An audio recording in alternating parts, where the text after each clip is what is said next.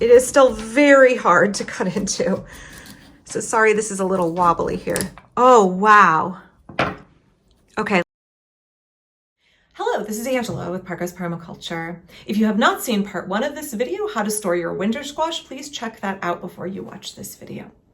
Today I'm going to be cutting up a 1-year-old, 13-month-old sweet meat pumpkin that I have had stored at room temperature in my breakfast nook, and see if this variety lives up to the hype. Now, I have grown sweet meat. In fact, this is my own variety. I call it Angela's sweet meat because I've saved my own seeds for almost 15 years.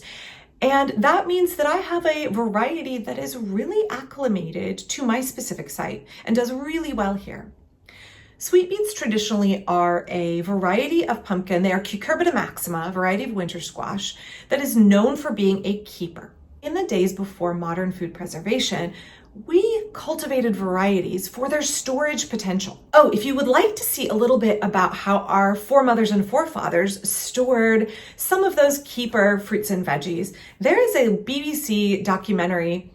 It is kind of like a living archaeology, anthropology film series starring Ruth Goodman, who I have such a, everything Ruth Goodman makes, I love her. I will link to it down in the description because I don't think the link will work here, but it talks about those traditional techniques for storing pears and apples and other veggies before winter squash hit Europe. But for that long potential to see you through the winter months, how do you store things without refrigeration? So I'll link to it. When it's cold and rainy and I'm working on spinning or knitting or weaving or sewing by hand, I will go back to these series, Victorian Farm, Edwardian Farm, Green Valley, Tudor Manor Farm. I will go back to those series with Ruth Goodman in them and watch them over and over and over. They are something that I find really inspiring and really just comforting. It's like the comfort videos that I go back to. It's like comfort food, but for my brain. So anyway, I digress. So we've also bred varieties of winter squash for that long storage potential for us and for our livestock. My ducks and chickens, especially my ducks, love cooked winter squash. It's a really nutritious food source for them, a good calorie crop for the winter, and I can keep it without refrigeration. But you have to select for those varieties that store well. So sometimes these varieties don't have the best flavor initially and they get better in storage. It's much like how my medlars need to blet, which is a maturation process where they actually have to get kind of older and softer before they're more palatable. Some of our winter squash are less palatable initially and get better after a few months in storage.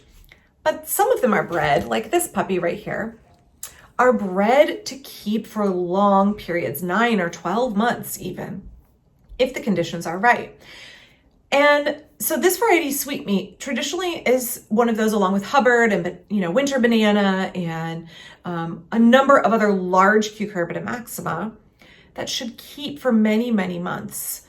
Now, obviously, if we're looking at 9 or 12 months in, the texture's probably gone downhill a little bit. The flavor might have gone downhill a little bit, but it's still safe to eat.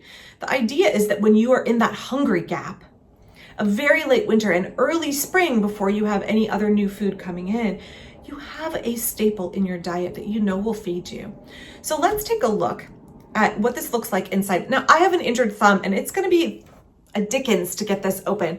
Sometimes the really heavy, thickly rinded squash, I use a chisel and a mallet to crack them open. But I'm gonna see if I can get this open with a chef's knife.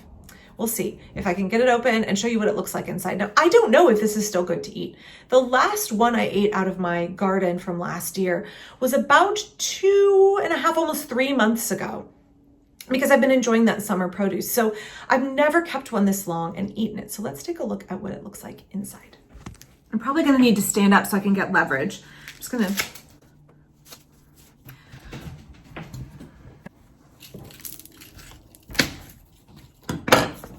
Sometimes sweet meat, it's easier to flip it upside down.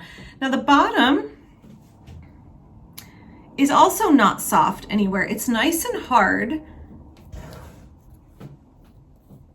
But this started out green and you can see it's kind of yellowed on the bottom. A lot of squash change color as they get older.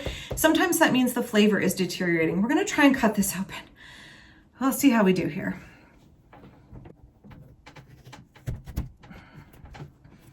Again, some of these really large winter squash, sometimes it's easier if you have a mallet. And a chisel because you want to be really careful not to cut yourself. And it's also hard to get a knife big enough, and this would be way easier to do if I didn't have an injured wrist.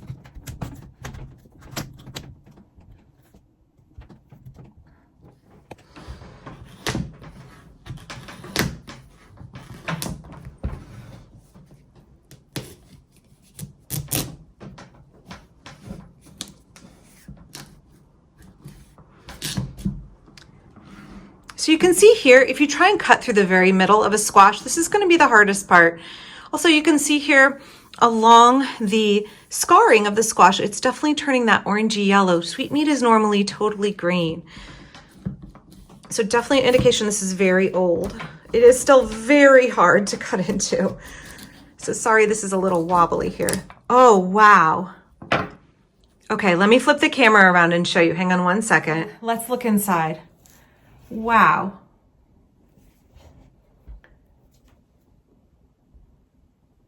This is 14 months after I picked this squash. It's very, very, very firm. There's no mold.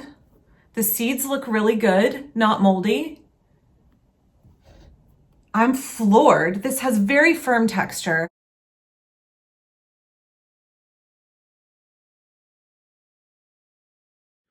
So honestly, I was expecting the flesh to be really like soft and pithy, and it's very, very firm.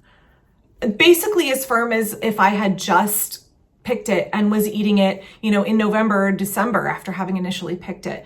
Very, very firm. And this sat in my kitchen with no refrigeration at all.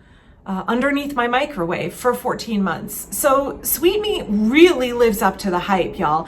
And I do have to say, sweet meat has, in my opinion, the best texture and flavor of any of the large squash. My favorite smaller squash is Burgess Buttercup, and that's a nice family size squash.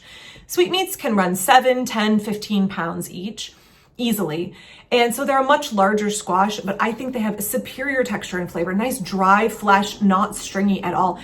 And really, I can't tell that this is 14 months old other than the fact that the rind has a little bit of orange tinge to it that it didn't before. So there you go. If you are looking at needing to store your squash for long periods of time without refrigeration, go with a sweet meat. Now follow the strategies I list in my video part 1, which I will have down in the description, a link to, so that you have better success.